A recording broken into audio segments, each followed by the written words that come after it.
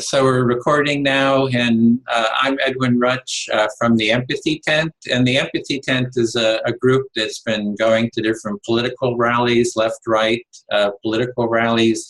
And we've offered listening to both sides and to all sides, even if you're not part of the left or right. We listen to everybody. And we also try to bring the different sides together to listen to each other. And there's an upcoming rally August 5th in Berkeley where Amber Cummings is hosting a right-wing rally, and there'll probably be counter demonstrations. And we at the Empathy Tent will be there, and we have offered to listen to both sides as well as to bring the sides together. And David Carson has bravely agreed to begin with what we call a pre-circle, which is I will listen to David, who will speak about whatever he would like to. He goes to these rallies, and I will just listen and reflect back my understanding of what you have to say, David. And I don't know if you want to do a quick introduction. And yeah, I think that's prudent. You know, okay. Like name's David, and that's the best way to start. Like a disclaimer, first of all, that I'm new to this. I'm new. I've only been to a few of these things, and my opinions are my opinions. I don't represent any group. I'm just one individual interested in going to this rally that's going to be there.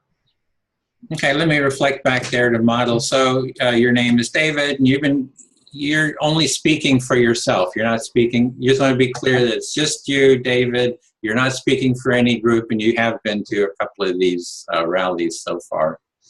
Okay, yeah, I just think that's important to point out.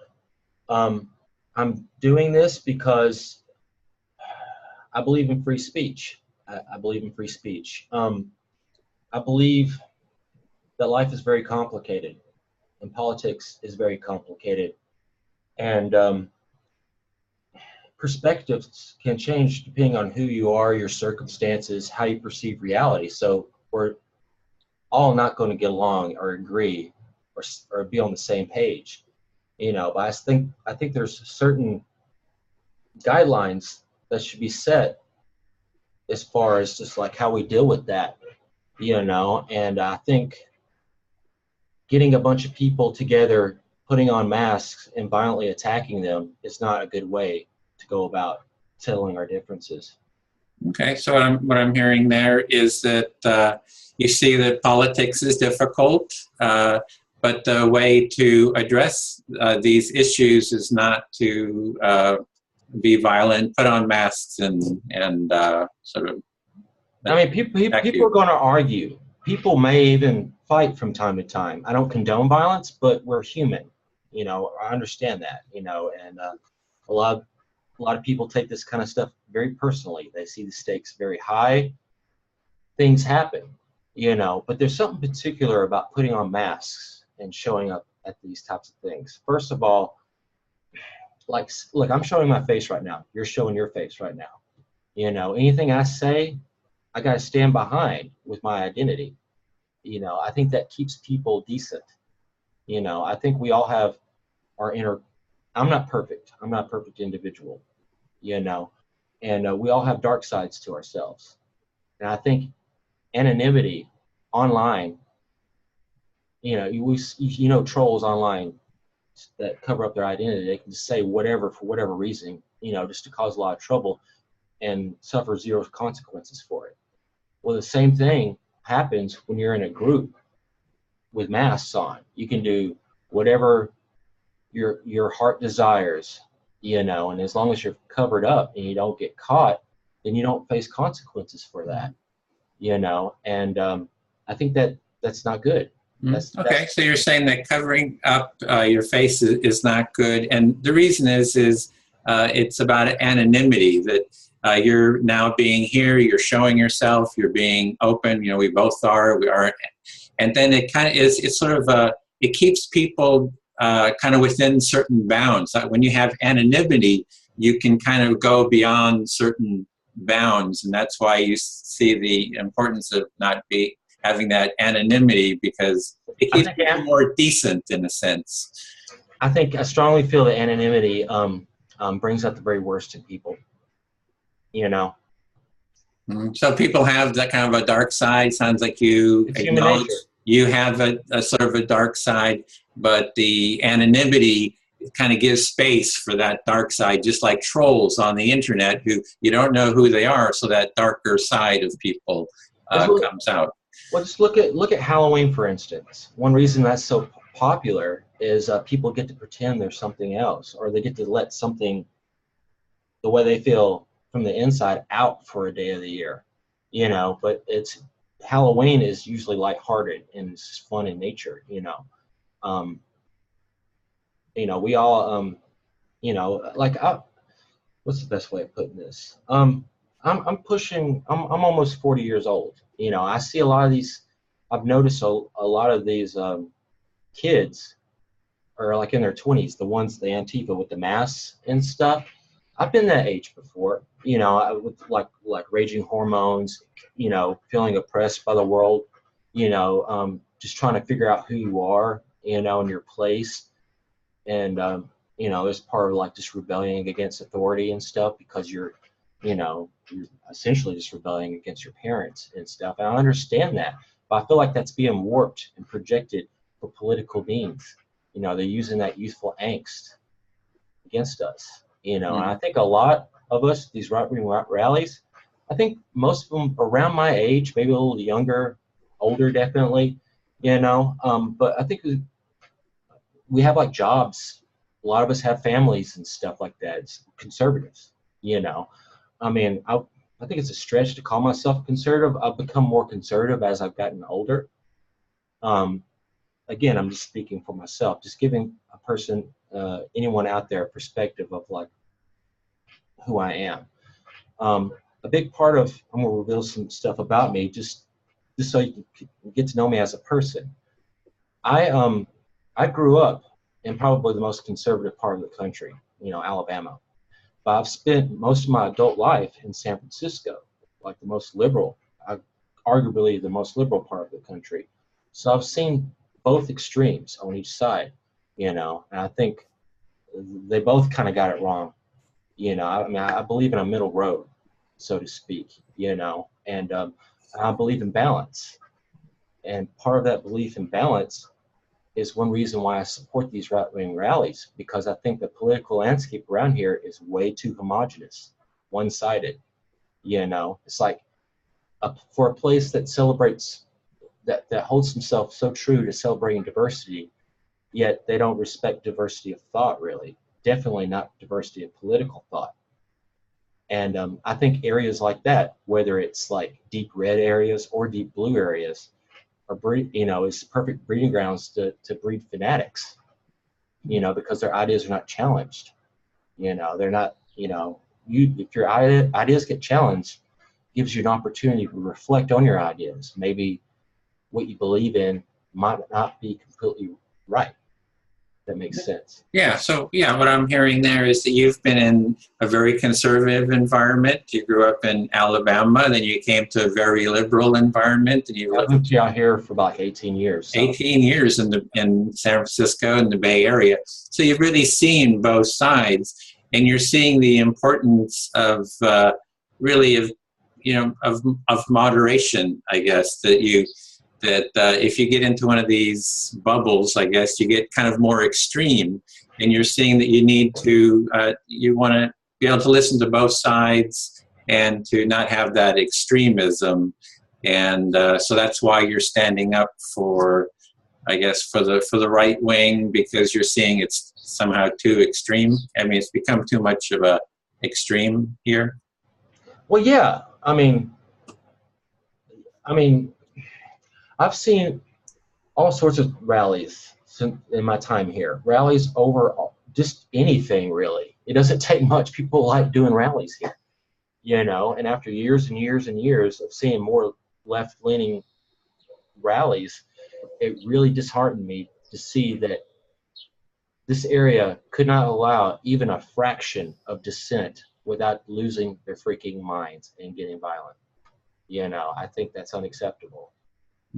So yeah, so you being here 18 years, you've just seen it at a drop of a hat. Everybody kind of rallies here to do a protest about something, and then a right-wing group comes and they won't even give them, and they just kind of freak out about it. And not even an inch, you know, and using every dirty tactic in the book, you know, by mislabeling them, using, just throwing out buzzwords like racist, xenophobic, whatever, and just it's a lot of, it's just crazy. It's just crazy, I don't want to get too much into that, but yeah, it's not right. It's not right. Okay, so I guess, I'm sorry, go ahead. And from my perspective, like, I think the way the conflict is being sold, it's not, there's racial elements to it. But the thing is I think it's more of a cultural thing, but like I said, reality is complicated. A lot of times cultural lines and like racial lines run parallel with each other, so like, say someone's looks different than me. I have no problem with the fact that they look different from me, but maybe their ideas about the world really conflicts with mine. So we can't have an argument about that key issue without me supposedly being, without me being labeled as someone who's judging them just by the tone of their skin. Even though there's a correlation there, that's not what I'm attacking, or not attacking, but questioning, so to speak. Or that's not the difference, the main difference that we have. It's cultural in nature. And I think the left here is really kind of hold on to the racism thing, because it really makes people like right-wing rallies easy to dismiss as a bunch of ignorant people that can't see past skin color, when actually what we're addressing is cultural differences. It's like, and a lot of it's rural versus urban. That's the way I viewed this past election, really. It's just, or a lot of elections. It's like a lot of ideologies that are based in rural areas against like urban ones. There's like two different lifestyles. And I think they can kind of balance themselves out. Both can add both negatively and positively to the big picture. That's all fine and dandy, and arguments will happen. I drew the line, and I drew the line when people started putting on masks and attacking these rallies, and it working, and cops turning their heads. That was, I don't know what the future's going to bring, but 20 years from now, I don't think I'd be able to look myself in the mirror without me saying that I at least tried to do something about that. Okay, so what I'm hearing there is you're saying that there's really the election was about a sort of a cultural difference between rural and city or urban, and that what's happening is it's being turned into a racial issue, and so people get labeled as racist, and it kind of gets, and you kind of get thrown into that category where you don't see it as really a racial issue. You're seeing it as more of a cultural difference. And there's a sense of, I guess, integrity that if you didn't stand up, that you couldn't look back at yourself, in the future. So there's a sense of maybe wanting a sense of integrity, of standing up for what you think is important, as well as it sounds like a sense of fairness. Maybe, I don't know if that's the word, but you're kind of wanting fairness, a sense of fairness in this. Yeah, it would be nice, because I don't like doing this stuff. I'm not an attention seeker. I don't like attention. I don't. I'm very much a loner, and it's not fun going out to these things. It's not fun at all. It's dangerous. People throw tons of negativity at you. It's not like someone going to a left-wing rally where it's like a big party essentially, and everyone's getting laid or whatever. It's not, it's like a war zone out there, and the cops don't really have our backs, and it's like almost like a lose-lose situation. It's like we come out there, and we're going to get attacked, say we fight back, we're going to get portrayed as like these, violent fucking right-wingers, excuse my language, If we don't fight back, we're going to be portrayed as like these weak, cowardly people that, that the violence is working on, But, there's ways of fighting back against that. And one way that I do that, what I do, I'm not sure what everyone else is doing. I can only speak for myself. What I do when I go out there, it's mainly to document and be defensive. I've not thrown one punch. I've been to 2 rallies where violence got involved. Each time, I did not throw one punch. Some people on my side might look down on me for that, but I choose to control my anger. I do not want that, because I feel like that warps people. It's not about that. It's about making a stand. And I was there to pull people off of people. The last thing I went to the Tommy Robinson thing, we got, basically circled by like 12, 13 people. We had like 5 people, 3 of them like women, and what I did then, I didn't throw one punch then. I was just being defensive, trying to protect people and stand our ground at the same time. I used mace to keep them back. That's a preventative measure. It'll burn a little bit, but that will, you're not going to have like a black eye the next day. It's different. It's like, being defensive.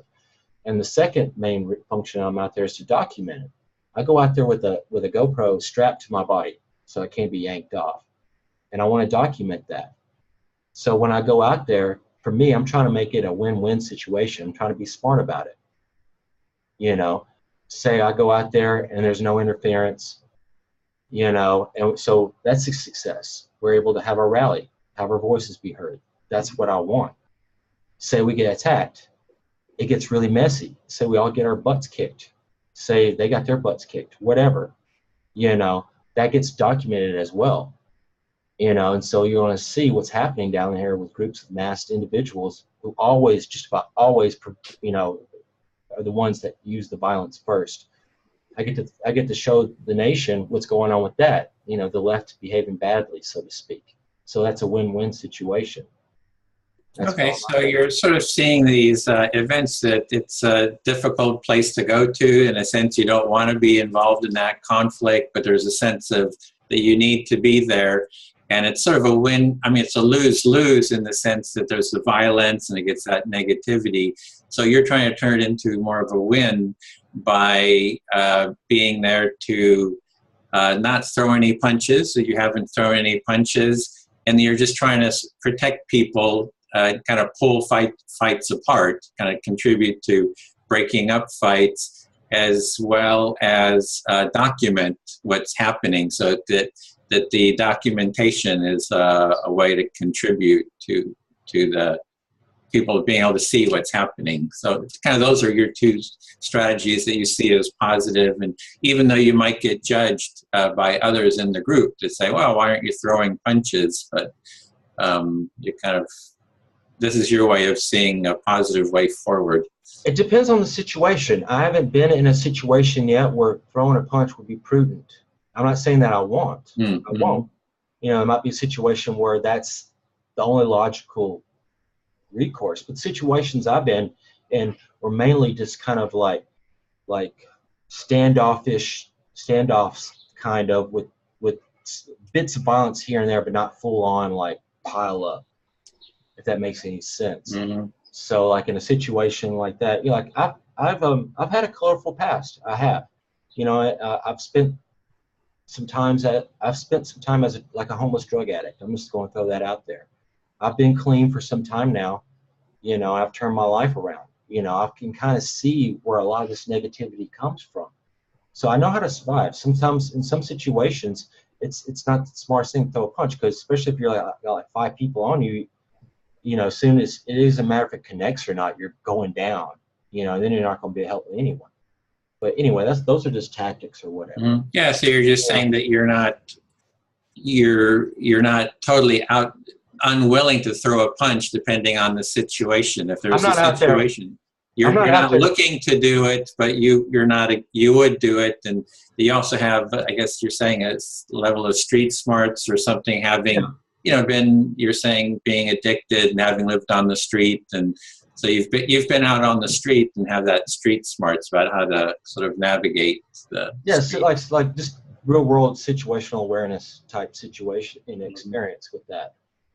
Because me, it's not It's not. I'm not in this for the glory. Mm-hmm. You know, I mean, some people might be. You know, it's just human nature. I'm not in there to be a tough guy. You know, I'm not in there for the glory. You know, but you also have to defend yourself and project strength as well. You know, because you know, evil people really feed on that. Will not respect it. You know, say if I go there by myself, go to like, if I just had a rally just by myself, you think they would respect that I'm just by myself? They wouldn't. Antifa would not respect me. They would throw multiple people on me, or at least send the biggest guy that I have no chance against me. They would not respect my courage. They're only looking, from what I can see, they're only looking for, you know, tactical victories. You know, they have no mercy whatsoever. They've demonized us, pointing their head that, you know, our feelings don't matter. You know, honor, there's nothing to do with honor. They're there to hurt us. You know, they're there to hurt us, and that's pretty extreme. And it would be easier to deal with if they weren't all in masks. You know, because I mean, I just think like they have mask laws in Alabama. You know, Antifa tried the stuff down there, and the cops demasked them. They let them go in, even with their poles and stuff, but you could not wear a mask. Do you know why? Do you know why that's so? Because they've dealt in the past with mass lynch mobs before. You know, it's just like these Antifa tactics are KKK tactics. You know, if people can't see each other's faces, there's no humanity there. Mm-hmm. You know, most of us go out there with our faces exposed. They can see when we're happy. They can see when we're sad. They can see when we're scared. They can see when we're angry. You know, I don't know what they're feeling. All I see is angry eyes peering at me. Mm-hmm. You know, they've masked their humanity. So you're saying that the masks actually mask people's humanity because you can't see what their emotions are. Yeah. And that in Alabama, they actually have mask laws because of the KKK, because the KKK would use masking techniques approach as well. And so you can see how that turned out. So you're seeing a correlation there, as well as that. It's just hard to know what people are feeling, and they're sort of hiding there. It's just harder to kind of relate to them. And it works on. It's shadowy on many different levels. Mm-hmm. Shadowy on many different levels. It has a lot of different levels where it's shadowy, or No, I mean, maybe I could think of a better word, whatever. Mm-hmm. But I think that describes it pretty well. Yeah. Okay. So that's basically it. Okay. Well, that was a start. If you feel heard, then we can end whenever you feel that you've been heard to your satisfaction. I think I made my relevant points of basically why I'm out there. Okay. You know, my personal political beliefs are almost irrelevant. You know, this is more about tactics for me. Mm-hmm. You know, if they weren't being attacked, I probably wouldn't even come out. You know, I just feel, you know, that just brought up a big red flag for me. And, you know, I know what it's like to be demonized. You know, I was a misfit back in Alabama, and I'm a misfit out here. You know, I know what it's like. You know, I know what witch hunts feel like. You know, and I understand the psychology behind it. You know, and I just want to try to do my part the best I can. Mm-hmm. Am I doing it perfectly? Who knows? I have to do something. Yeah, so you're really wanting to take some action because you have a sense of, you know what it feels like to be demonized or be not accepted, because you felt that experience in Alabama as well as felt it here. So you just feel you need to stand up and be counted for what your values are, I guess. Yeah, it just feels right. Mm-hmm. That's feels good feeling. So, okay. Well, if you feel complete, we can end it there. I appreciate you being willing to, step up, and we put out a post on the different event sites, and you were the first person to be willing to take part, and so grateful for that. And we offer this to everyone. Antifa, if you're watching, we offer you the listening as well as we're ready to take the next step that once we've heard some, like Antifa or anyone on the left, we would bring you together and have a dialogue. An empathic dialogue together would be the next stage. So, well, I hope some people bite. Mm-hmm. You know, I mean, things have gone too far, and I feel like they're probably going to go even farther. Mm-hmm. You know, a lot of people feel time for talking is over. You know, but you know, this is about free speech for me, so I have to at least try to talk. Yeah, and I'm hearing that you're willing to have a dialogue with someone from the other side. Yeah, I am. In an empathy circle. Yeah. Okay. Yeah, I mean, I would need a moderator because I'm not going to sit back and let disrespect me. Like, I'm trying to avoid negativity. Mm-hmm. You know, that keeps me living right. Keeps me off drugs and stuff. You know, so that's the balance I'm dealing with right now. Is like I'm actually putting myself in the center of a lot of negativity over like something I feel is right. But I have to shield myself from that negativity. I don't want it to consume me because that's what's happening with Antifa.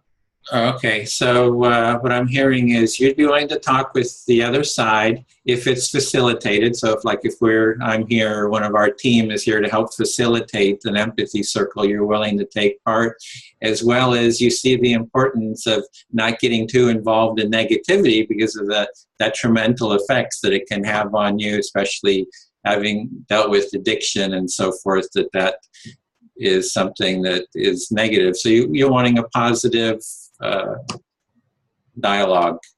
Yeah. Mm-hmm. Okay. Then with that, I will close stop the recording, and I think we shall post this online, and anyone is invited, anyone from the left is invited to. Well, did you end it already? Not yet. It sounds like there's more. If I don't know, I just want to reiterate that these are just my views. Mm-hmm. I have not been endorsed, embraced by any group. I just show up there and they allow me to be there to help.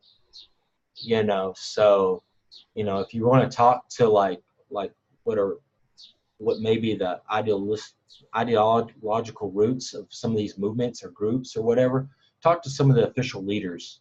You know, because I'm just basically someone that tags along. And since no one was talking, I thought I would offer up a perspective. Mm-hmm. Yeah. So you want to make it really clear you're not a spokesperson for any of the organizers or any of the ideological organizations, be it Proud Boys or anyone else, and that or Promise Keepers or any group or Patriot Prayer. I don't join groups. You don't join groups. You're your own person. Yeah. And if someone wants to speak to you, they're speaking to you as you.